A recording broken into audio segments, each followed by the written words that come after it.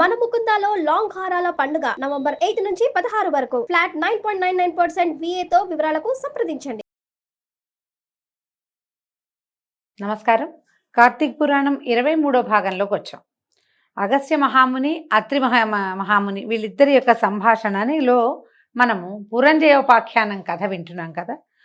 తర్వాత ఆయన అడుగుతున్నారనమాట, అత్రి మునీంద్ర, పురంజయుడు యుద్ధమందు జయం పొందిన తర్వాత ఏం చేశాడో చెప్పమన్నారు. సాధారణంగా ఈ యుద్ధాల్లోనూ వాటిలలోనూ జయించిన తర్వాత ఏం చేస్తారు, విజయోత్సవాలని చేసుకుంటారు.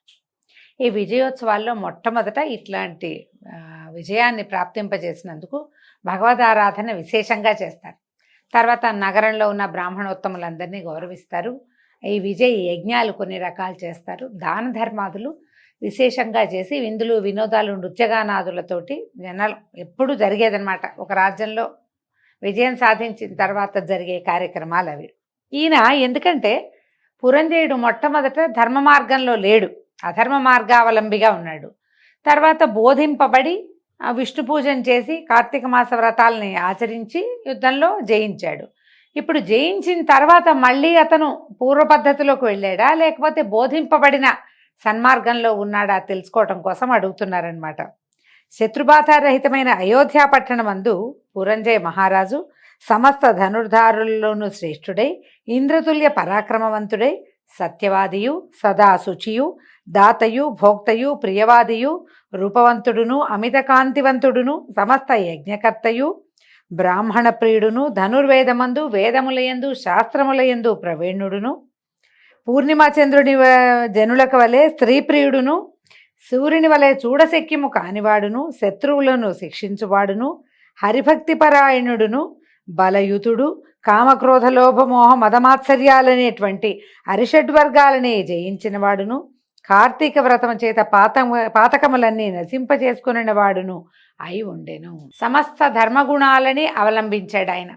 దానివల్ల ఈ ధార్మికమైన విధానం వల్ల కాంతి, కీర్తి, ఉన్నతి, సంపద ఇవన్నీ కూడా ఆయనని ఆశ్రయించి ఉన్నాయి. ఎవరైతే ధర్మ మార్గావలంబిగా ఉంటాడో అతడికి సమస్తమైన కళ్యాణ గుణాలు అతని యందు ఉంటాయి. అలా కనపడుతున్నాడు అనమాట.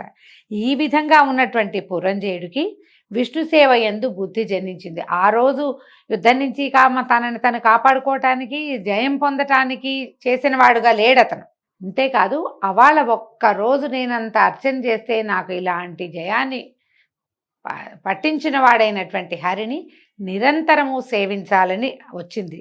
నేను ఎలా హరిని ఆరాధిస్తాను, ఏ దేశమందు ఏ మాసమందు ఏ క్షేత్రమందు సురక్షితంగా సుఖంగా ఆరాధిస్తాను అని ఇలా ఆలోచించేవాట.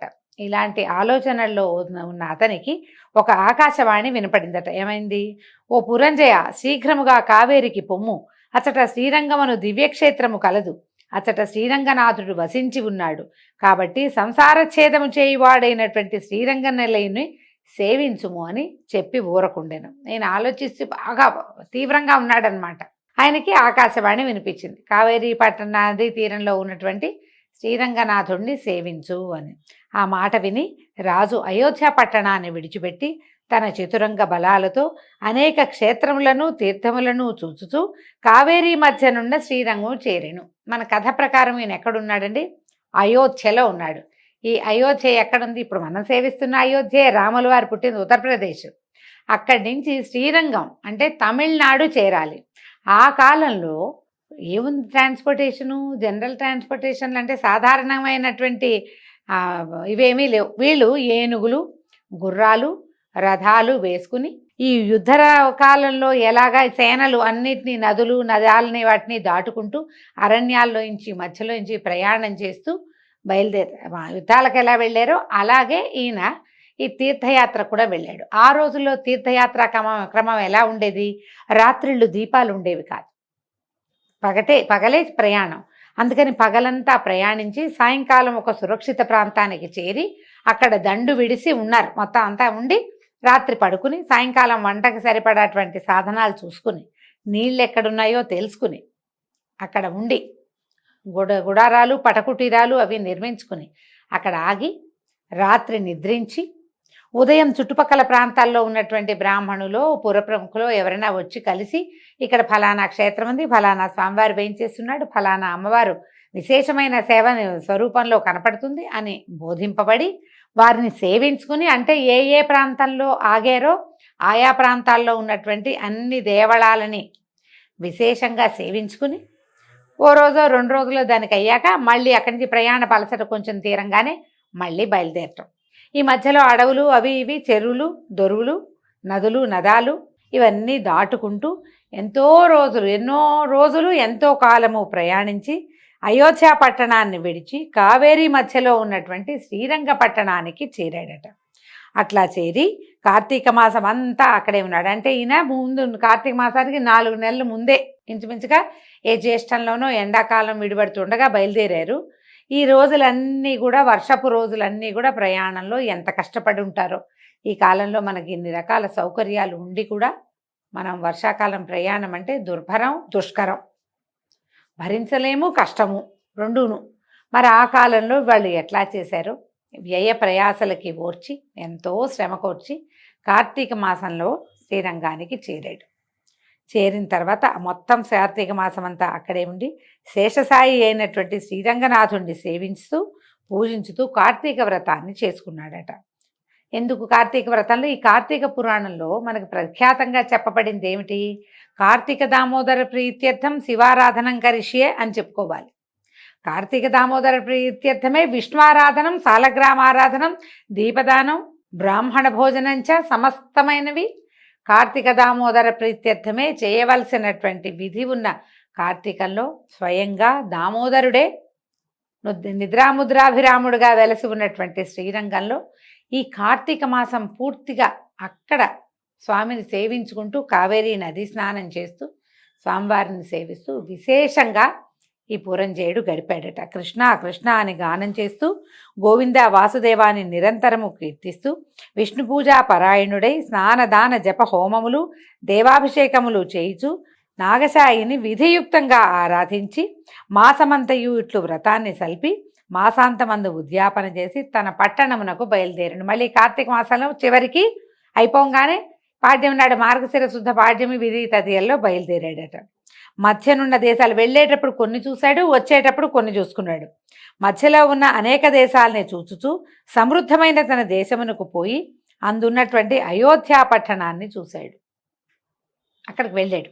వెళ్ళిన తర్వాత ఈ అయోధ్య అన్ని రాష్ట్రములకు అలంకారం వంటిది, సంతోషముతో పుష్టితోనూ కూడినటువంటి జనులు కలిగినది, దృఢముగా ఉన్న ప్రాకారములు తోరణములు కలిగి ఉన్నది, అత్యంత దృఢవంతములైన యంత్రములు గడియలు కలిగినది, అగట్టలు కలిగినది, గుర్రములతో ఏనుగులతో రథములతోనూ నిండి ఉండేది, గృహగోపురముల వెంట వీధులు కలిగింది, అనేక వర్ణములు కలిగిన పతాకములు కలిగినది, వాయువు చేత ప్రజ్వలింపజేయబడుతున్నటువంటి అగ్నులు, వాయువు చేతనే చెలింపజేయబడుతున్నటువంటి పతాకములు కలిగింది, అనేక భట సంయుతము అనేక దేశవాసులతో కూడినదే అయి ఉండెను.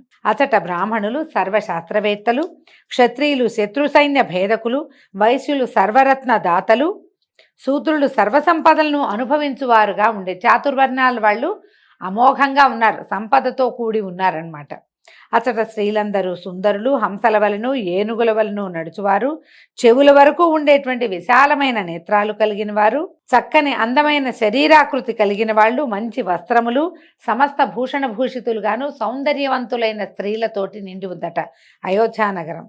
అచటి వేశ్యలు అంటే బహుశా గణికావృత్తిలో ఉండేవాళ్ళు, కొంతమంది రాజనర్తకులు కూడా ఉండేవాళ్ళు, సంగీతమందు నృత్యమందు నిపుణులు, సౌందర్యంతో లావణ్యంతో కూడి ఉండేవారు, నిత్యానంద యుక్తులు, మదోన్మత్తులు, సమస్త స్త్రీగుణభూషితులై చూచుటలోనూ మాట్లాడుటలోనూ కూడా బహునేర్పరులై సభలలోనూ రాజమార్గాల్లోనూ రచ్చలలోనూ ఆటలాడుతూ ఉండేవాళ్ళు. అంటే హాయిగా సంచరించేవాళ్ళు జనం.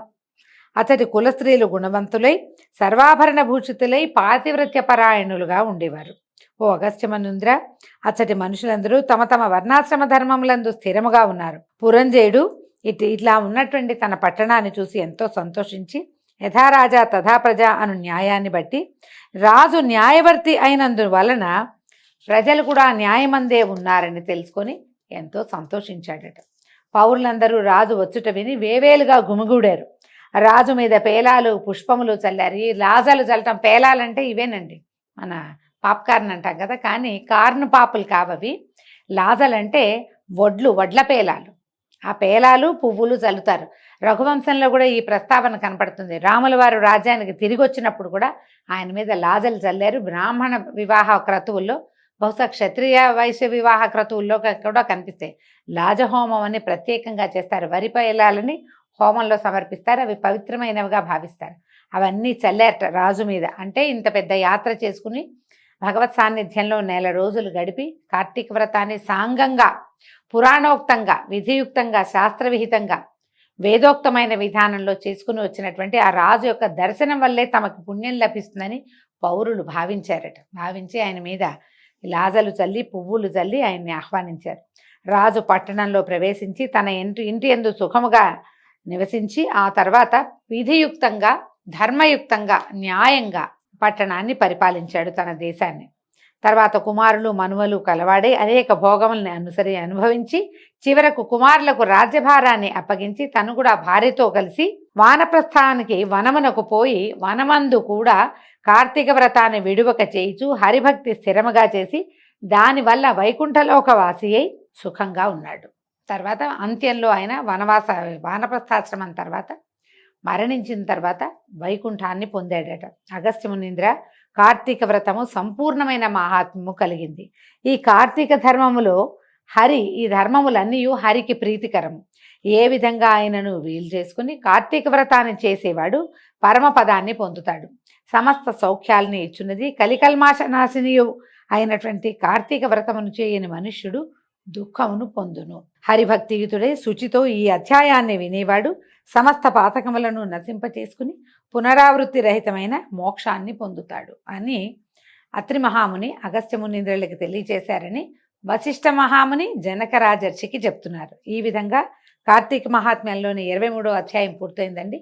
దీంతో ఈరోజు పారాయణ పూర్తి చేసుకున్నాం. రేపు ఉదయం 24వ రోజు పారాయణలో మళ్ళీ కలుసుకుందాము.